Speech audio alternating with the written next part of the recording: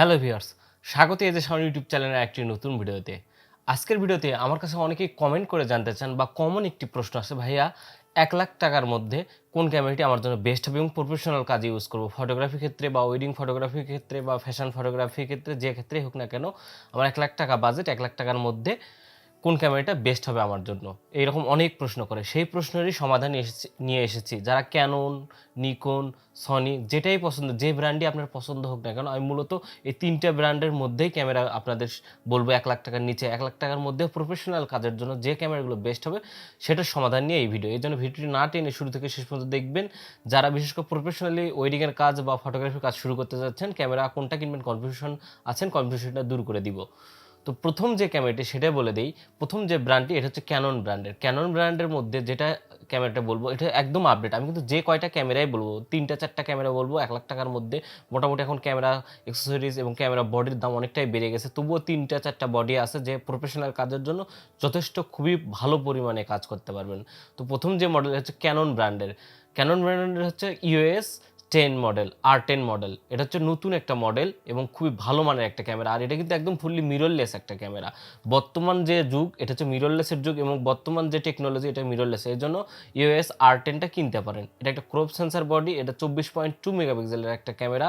আর এটাতে কিন্তু প্রসেসর হিসেবে এখন বর্তমানে ক্যাননের update R5, R6 Mark II, তারপর R7, আর আরপি এসব মডেল যে প্রসেসর ইউজ করা হয়েছে, ডিজিক এক্স প্রসেসর ইউজ করা হয়েছে এবং এটাতে কিন্তু খুব ফাস্ট অটোফোকাস কাজ করে, মানে আই অটোফোকাস আছে এবং ডুয়েল পিক্সেল Mark II যে ডুয়েল পিক্সেল যে আপডেট যে ট্র্যাকিং পয়েন্ট, মানে আই অটোফোকাস এবং ফেস ডেডিকেটেড যে ফোকাস টেকনোলজি সেটা এটাতে ইউজ করা হয়েছে।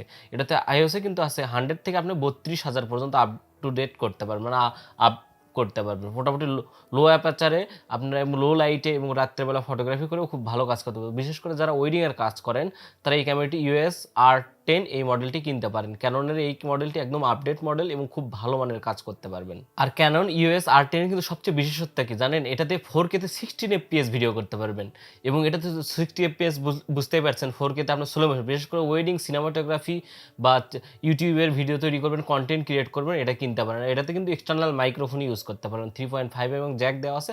আপনার যে কোনো মাইক্রোফোন, বয়ার মাইক্রোফোন হোক, শর্টগান মাইক্রোফোন, যে কোনো মাইক্রোফোন ইউজ করে প্রফেশনাল ইউটিউব বা কন্টেন্ট ক্রিয়েট করতে পারবেন। আর এটাতে কিন্তু যে অটোফোকাসটা আছে এটা ভিডিওতে এবং ছবিতে খুবই দ্রুত আই অটোফোকাস কাজ করতে পারে এবং যারা কন্টেন্ট ক্রিয়েটর তারা এটা হাইলি রিকমেন্ডেবল করব এবং তারা এটা কিনতে পারেন। আর আর্টের আরেকটি সবচেয়ে বিশেষ দিক হচ্ছে এটা কিন্তু কন্টিনিউস যে ইলেকট্রিক যে সিস্টেম আছে, ইলেকট্রিকভাবে যদি আপনারা ছবি তোলেন তার 23 FPS ছবি তুলতে পারবেন, মানে 23 FPS কন্টিনিউস আপনি ছবি তুলতে, তাহলে কত দ্রুত। বিশেষ করে যারা বার্ড ফটোগ্রাফি করে, ওয়াইল্ড লাইফ ফটোগ্রাফি করে, দ্রুত কোনো কিছুর ছবি তুলতে চান বা স্ট্রিট ফটোগ্রাফি করেন, তার 23 FPS বলতে পারছেন। আর যদি আপনারা মেকানিক্যাল ভিউ ফাইন্ডারটা অন করে ছবি তোলেন তার মোটামুটি 15 FPS, মানে 15 FPS আপনার কন্টিনিউস ছবি তুলতে পারবেন। তার মানে কতটাই ফাস্ট, ইলেকট্রিক এবং মেকানিক্যাল দুইটাই করতে পারবেন। এবং সাইলেন্টে বললাম তো 23 FPS ছবি তুলতে পারবেন খুবই সাইলেন্টলি।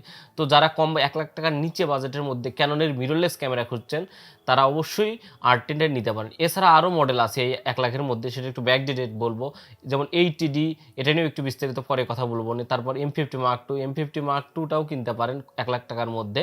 তো এই 3টা মডেল ক্যাননের মূলত 1,00,000 টাকার মধ্যে বর্তমানে আছে। এরপরে যে মডেল আছে এটা হচ্ছে নিকন ব্র্যান্ডের। এটা হচ্ছে নিকনের Z30। এটাও কিন্তু একটা মিররলেস ক্যামেরা, 20 মেগাপিক্সেলের একটা ক্যামেরা। আর এতে কন্টিনিউস ফোকাস করতে পারবেন, 10 FPS এ ফটোশ্যুট করতে পারবেন। এটার ওজনটা বলি, বিশেষ করে এটা ব্লগারদের ক্ষেত্রে, মানে ব্লগ যারা ভিডিও তৈরি করবেন বা ব্লগ কন্টেন্ট ক্রিয়েট করবেন তাদের জন্য বিশেষ করে লক্ষ্য রেখে এটাতে কাজ করা হয়েছে। এটাতে কিন্তু আই অটো ফোকাস এবং 4K তে আপনি 30 FPS শ্যুট করতে পারবেন এবং যদি 120 FPS এ শ্যুট করতে চান তাহলে ফুল এইচডিতে 120 FPS, মানে সুপার স্লো মোশন যদি ইফেক্ট চান বা সুপার স্লো মোশন ভিডিও করতে চান, ফুল এইচডিতে 120 FPS এ আপনারা মূলত এটাতে শ্যুট করতে পারবেন। আর এটাতে কিন্তু স্টিল ফটোগ্রাফি করতে গেলে 10 FPS ইলেকট্রিকভাবে আপনারা ছবি তুলতে পারবেন। Z30 এই মডেলটা নিতে পারেন।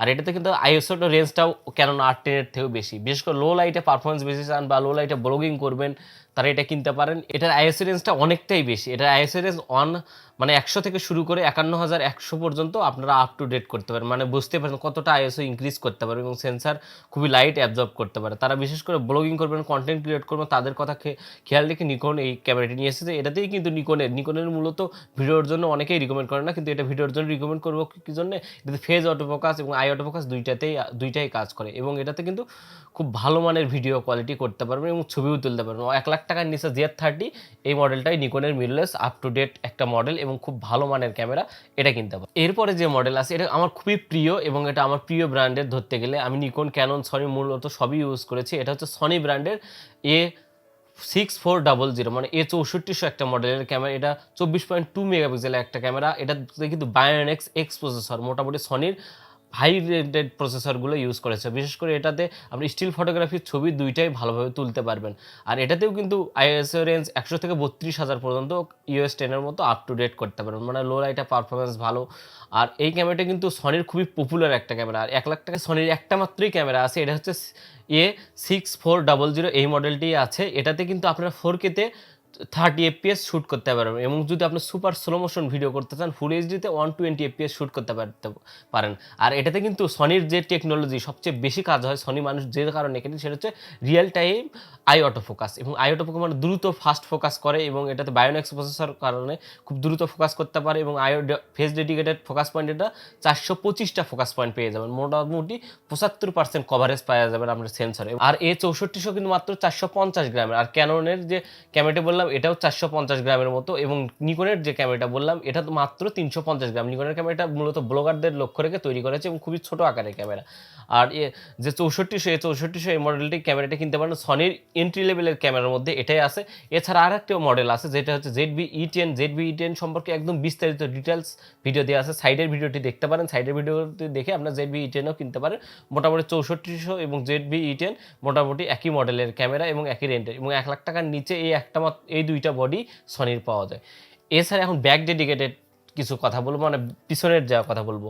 পিছনের যা আপনারা আমি পার্সোনালি যদিও ইউজ করিনি, কিন্তু 1 লাখ টাকার মধ্যে যারা শখে ফটোগ্রাফি করবেন, ফ্যামিলি ফটোগ্রাফি করবেন, মিররলেস ক্যামেরা খুব প্রফেশনাল লেভেলের কোয়ালিটি খুঁজছেন, তারা হচ্ছে ফুজির XT30 এই মডেলটি কিনতে পারেন। যদিও এটা আমি পার্সোনালি ইউজ করিনি, কিন্তু আমি এই ক্যামেরার অনেক ভিডিও দেখছি বা আমি নিজেও অনুধাবন করছি এই ক্যামেরাটি মোটামুটি 1 লাখ টাকার নিচে ফুজি ফিল্মের এই ক্যামেরাটি খুবই ভালো।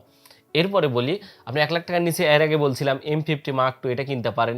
M50 Mark II একটাই অসুবিধা হচ্ছে এম সিরিজের ক্যামেরাগুলো হয় কি, ক্যাননের এম সিরিজের ক্যামেরা লেন্সগুলো খুব একটা অ্যাভেলেবল না। যেমন ক্যাননের অন্য সব মডেলের লেন্স অ্যাভেলেবল, কিন্তু এম সিরিজের যে মডেলগুলো নামে সেটার লেন্স খুব ভেরিয়েন্ট বা বেশি ভেরিয়েন্টের পাওয়া যায় না। যারা শখে ফটোগ্রাফি করবেন, ফ্যামিলি ফটোগ্রাফি করবেন বা ইউটিউব ভিডিও বানাবেন বা আমার মতো টেক ভিডিও বানাবেন, তারা অবশ্যই আপনারা M50 Mark II কিনতে পারেন। এটার অপোজিট আরেকটা মডেল আছে, হচ্ছে ক্যাননের 200D Mark II, মানে 200D Mark II, এটা নিয়েও বিস্তারিত ভিডিও দেওয়া আছে এবং রিভিউ দেওয়া আছে, আমার ডিসক্রিপশনে দেওয়া থাকবে, ভিডিওটি চাইলে দেখে আসতে পারেন। 200D Mark II এটাও কিনতে পারেন 1 লাখ টাকার নিচে। যারা বিশেষ করে ভিডিও তৈরি করবেন তারা এই ক্যামেরাটি কিনতে পারেন। এছাড়া আরও মডেল আছে, যেমন ব্যাকডেটেড আমি কথা বলছি, যারা বিশেষ করে ফটোগ্রাফি করবেন এবং খুবই টেকসই ক্যামেরা চান এবং আপনারা যারা প্রফেশনাল গ্রামে উপজেলা অঞ্চলে ফটোগ্রাফি করবেন, তারা আরও দুইটা মডেল আছে। এটা হচ্ছে 80D, এটা 24 মেগাপিক্সেলের একটা ক্যামেরা, এটা ডিসপ্লে রোটেট করা যায়।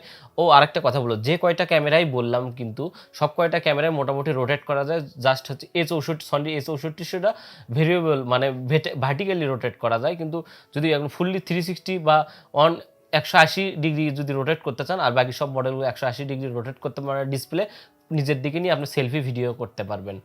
তো মোটামুটি আপনারা যে ক্যামেরাগুলো বললাম এটা 1 লাখ টাকার মধ্যে, যদিও ক্যামেরার দামটা অনেক বেড়ে গেছে। আমি নিচে কয়েকটা দোকানের নাম্বার দেবো, আপনারা চাইলে এই ক্যামেরাগুলোর যে মূল্য, প্রাইসটা আমি বলবো না, কারণ আমি প্রাইসটা ভিডিওতে একটা বলবো, হবে অন্যটা, তা না। তবে একটা কথা বলি, 1 লাখ টাকার নিচে এই বডিগুলো আপনাদের সামনে তুলে ধরছি। আপনি ওই দোকানে ফোন দিয়ে, নিচে ডিসক্রিপশনে দেওয়া থাকবে সেই নাম্বারে ফোন দিয়ে আপনি যাচাই করতে পারেন বর্তমান প্রাইসটা কত, যেহেতু ওঠানামা করে। তো বন্ধুরা, 1 লাখ টাকার মধ্যে অনেকেই প্রশ্ন করছেন, আমি আশা করি আপনারা বুঝতে পেরেছেন।